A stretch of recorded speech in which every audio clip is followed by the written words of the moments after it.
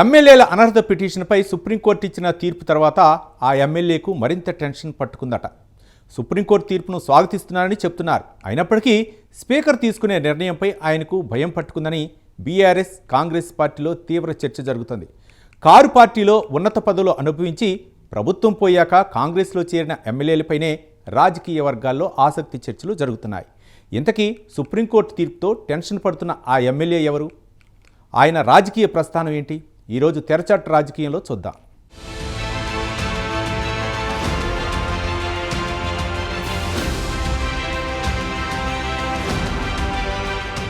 ఎమ్మెల్యేల అనర్హత పిటిషన్పై సుప్రీంకోర్టు తాజా ఆదేశాలతో రాష్ట్రంలో 10 నియోజకవర్గాల్లో ఉప ఎన్నికలు వస్తాయని ప్రచారం జరుగుతోంది. ఉప ఎన్నికలు వస్తే బీఆర్ఎస్ కాంగ్రెస్ వ్యూహాలేంటి, బలాలు బలహీనతలు ఏంటి, ప్రజలు ఎవరికి మొక్కు చూపుతారని రకరకాల చర్చలు రాష్ట్ర వ్యాప్తంగా జరుగుతున్నాయి. గులాబీ పార్టీ ప్రభుత్వం కోల్పోయాక 10 మంది ఎమ్మెల్యేలు పార్టీ మారి అధికార కాంగ్రెస్ పార్టీలో జాయిన్ అయ్యారు.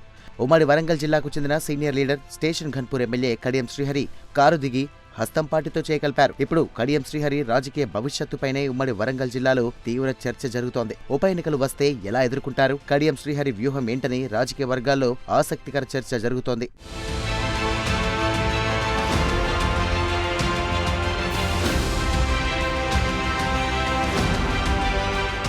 పార్టీ మారిన ఎమ్మెల్యేలను అనర్హులుగా తేల్చే విషయమై 3 నెలల్లోపు నిర్ణయం తీసుకోవాలని సుప్రీంకోర్టు అసెంబ్లీ స్పీకర్ను ఆదేశించింది. బీఆర్ఎస్ పార్టీ నుంచి ఎమ్మెల్యేగా గెలిచి కాంగ్రెస్ లో చేరిన కడియం శ్రీహరికి టెన్షన్ మరింత పెరిగిందని కాంగ్రెస్ క్యాడర్ చర్చించుకుంటుంది. అధికారిక ప్రయోజనాలు నెరవేర్చుకోవడంతో పాటు పదవికి ఎలాంటి ఇబ్బంది ఉండదని భావించిన ఆయనకు తీవ్రమైన ప్రతికూల పరిస్థితులు ఏర్పడుతున్నాయి. బీఆర్ఎస్ నుంచి గెలిచి పార్టీ ఫిరాయించిన ఎమ్మెల్యేలను అనర్హులుగా గుర్తించాలని పిటిషన్పై సుప్రీంకోర్టు ఇచ్చిన కీలక ఆదేశాలతో తన పదవి ఉంటుందా ఊడుతుందా అని గుబులు పట్టుకుందట. ఒక పార్టీ తరపున గెలిచి మరో పార్టీలో చేరిన ఎమ్మెల్యేల అనర్హత పిటిషన్లను ఏళ్ల తరబడి పెండింగ్లో పెట్టడం సరికాదని సుప్రీంకోర్టు తేల్చి చెప్పింది.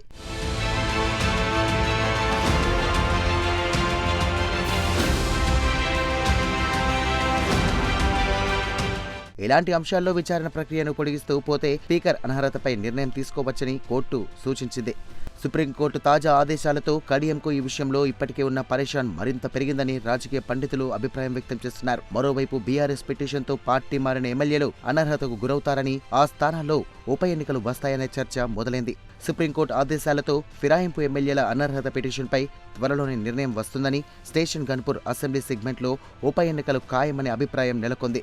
బీఆర్ఎస్ నేతలు కూడా స్టేషన్ ఘన్పూర్లో ఉప ఎన్నికల సిద్ధం కావాలని క్యాడర్కు పిలుపునిస్తున్నారు.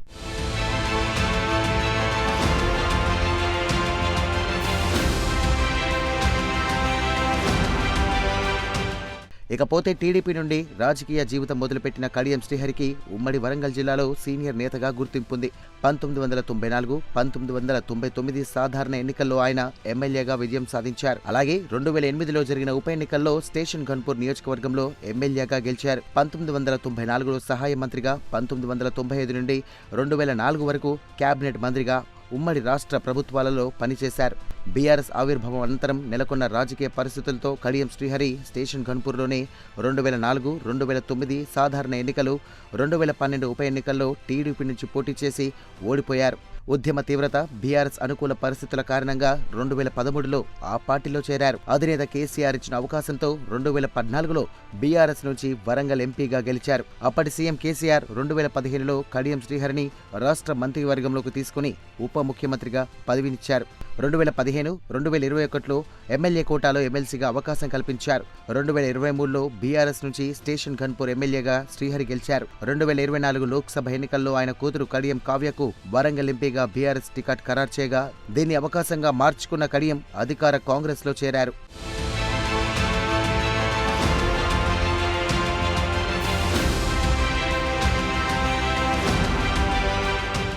ఇదిలా ఉంటే పార్టీ ఫిరాయింపులపై సుప్రీంకోర్టు తీర్పును ఎమ్మెల్యే కడియం శ్రీహరి స్వాగతిస్తున్నామన్నారు. స్పీకర్ నిర్ణయానికి కట్టుబడి ఉంటానని, ఇక పార్టీ ఫిరాయింపుల చట్టాన్ని ఉల్లంఘించిందే బీఆర్ఎస్ పార్టీ నాయకులని అన్నారు. పార్టీలను, ఎమ్మెల్యేలను విలీనం చేసుకున్న చరిత్ర బీఆర్ఎస్ది. బీఆర్ఎస్ హయాంలో అన్ని వ్యవస్థలను విధ్వంసం చేశారని, పార్టీ ఫిరాయింపులపై మాట్లాడే హక్కు బీఆర్ఎస్కు లేదని, ప్రస్తుతం తాను ఉండాల్సిన పార్టీలోనే ఉన్నానని కడియం శ్రీహరి అన్నారు.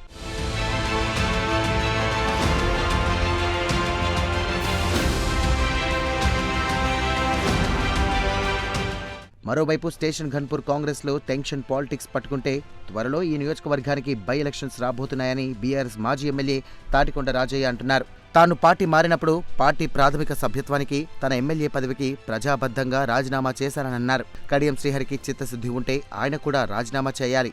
6 పార్టీ మారిన ఎమ్మెల్యేలు రాజీనామా చేసి తీరాల్సిందేనని తాటికొండ రాజయ్య అంటున్నారు. సుప్రీంకోర్టు ఆదేశాల తర్వాత స్టేషన్ ఘన్పూర్లో మరోసారి కడియం శ్రీహరి వర్సెస్ తాటికొండ రాజయ్య అన్నట్లుగా రాజకీయాలు వేడెక్కాయి. అసెంబ్లీ స్పీకర్ నిర్ణయంపై స్టేషన్ ఘన్పూర్ రాజకీయాల్లో ఇంట్రెస్టింగ్ డిస్కషన్ జరుగుతున్నాయి.